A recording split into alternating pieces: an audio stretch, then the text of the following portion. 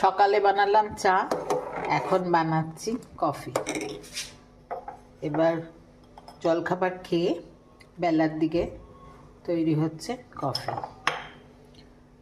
আমরা তো ভীষণভাবে চা এবং কফি লাভার, ওই জন্য আমরা দিনের মাথায় অনেকবার চা কফি খেয়ে থাকি।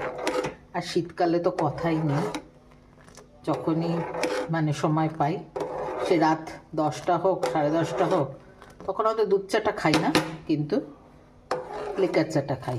আর কফি তো কথাই নেই, শীতকালটা তো আমি আমার মাইগ্রেন আছে বলে যেহেতু আমি কফিটা একটু কম খাই, কিন্তু শীতকালে আমি খাবো। আর এই কফিটা খুব ভালো, নেসক্যাফের মতো এত কড়া নয়, ওই জন্য আমার মাইগ্রেন রুগীদের পক্ষে এই কফিটা ভালো। এটা রেড টার্টেলের মেডপ্লাস থেকে আমাদের এখান থেকে আনে আমার হাজব্যান্ড। এই কফিটা ভালো, এটা বেশ ভালো হয় খেলে, আমার মাথা যন্ত্রণাটা হয় না বলতে গেলে। খুব হয়তো কড়া করে খেলে হবে।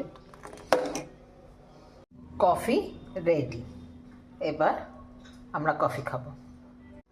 সকালে বানালাম চা, এখন বানাচ্ছি কফি।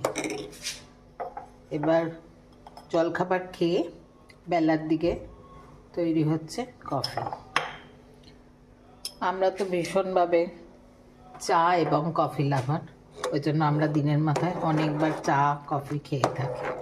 আর শীতকালে তো কথাই নেই, যখনই সময় পাই, সে রাত 10টা হোক 10:30 হোক, তখন হয়তো দুধ চাটা খাই না, কিন্তু লিকার চাটা খাই। আর কফি তো কথাই নেই, শীতকালটা তো আমি আমার মাইগ্রেন আছে বলে যেহেতু আমি কফিটা একটু কম খাই, কিন্তু শীতকালে আমি খাবো। আর এই কফিটা খুব ভালো, নেসক্যাফের মতো এত কড়া নয়, ওই জন্য আমার মাইগ্রেন রুগীদের পক্ষে এই কফিটা ভালো। এটা রেড টার্টেলের মেডপ্লাস থেকে আমাদের এখান থেকে আনে আমার হাজব্যান্ড। এই কফিটা ভালো, এটা বেশ ভালো হয় খেলে, আমার মাথা যন্ত্রণাটা হয় না বলতে গেলে। খুব হয়তো কড়া করে খেলে হবে।